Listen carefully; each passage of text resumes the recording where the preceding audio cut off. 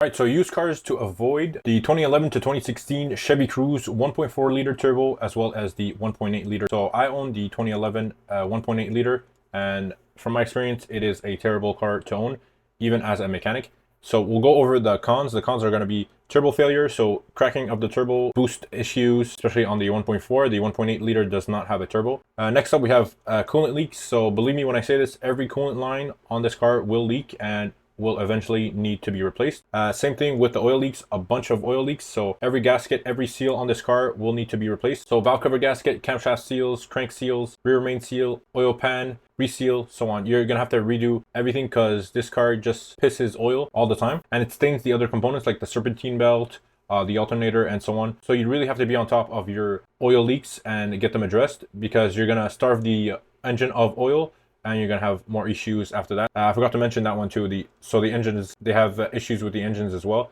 but it's not too common, but the complaint is still there. And finally, lots of issues with the transmission. So shifting issues, leaks as well. The cooling lines always leak, the pans leak, and so on. These, you're gonna have to rebuild the transmission if ever it happens to you. So these cons are bad because it's the most expensive components that fail on these cars. So that's why you're gonna be paying a lot of money to get those fixed. Especially like I said, with the coolant leaks and oil leaks, you're gonna have to be replacing every coolant line and every oil line. So the pros for this car, it could offset a bit of the cost, is the suspension. Suspension on this car is actually pretty solid, so they're gonna last you a long time.